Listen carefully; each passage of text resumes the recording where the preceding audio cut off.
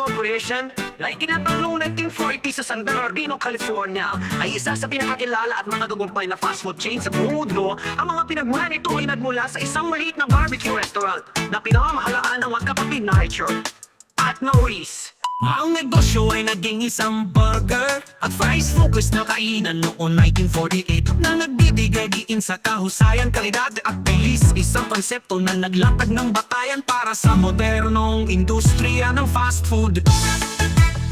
Noong 1954, ang entrepreneur na si Reggae Rock ay sumali sa kumpanya bilang isang franchise agent at kalaunan ay binili ang mga karapatan sa McDonald's na pinalawak ito sa pandaigdigang imperyo ngayon.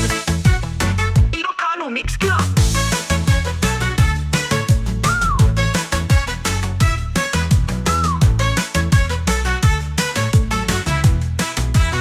Ang menu ng McDonald's ay nakasentro sa mga pangunahing produkto nito. Big Mac, Quarter Pounder at McChicken ang ilan sa mga pinakasikat, kilala sa kanilang panlasa at magkapare-pareho. Kabilang ang Egg McMuffins at Hash Browns, ang soft drink, milkshake at McCafe coffee. Ang mga espesyal na alok tulad ng McRib o mga produkto na partikular sa rehiyon ay tumutuon sa mga lokal na panlasa. Sa paglipas ng panahon, itinakilala ng McDonald's ang mas malusog na mga opsyon, kabilang ang mga salad wrap at mga alternatibong nakabatay sa halaman.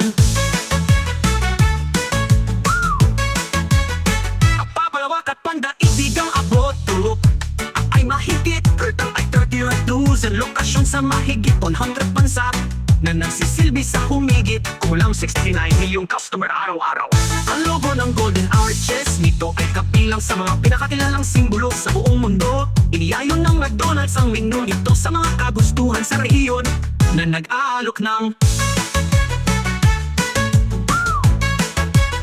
ang Makalutiki Burger ay tumutugon sa mga vegetarian na panlasa. Ay Yaki Burger at seasonal sa kuratin ng itim, hala certified na mga produkto.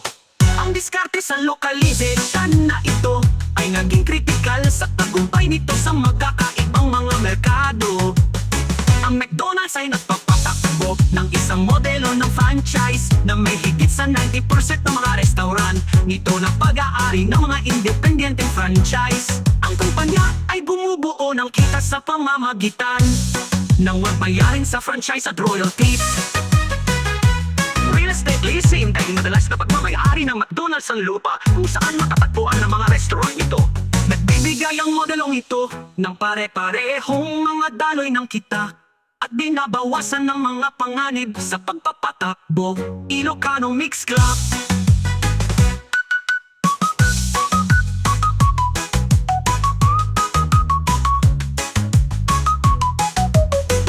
Nagbibigay ang modelong ito ng pare-parehong mga daloy ng kita at binabawasan ng mga panganib sa pagpapatakbo.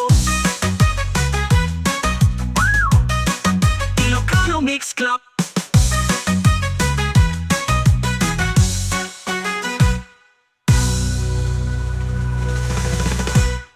Nagbibigay ang modelong ito ng pare-parehong mga daloy ng kita at binabawasan ng mga panganib sa pagpapatakbo. Ilocano Mix Club.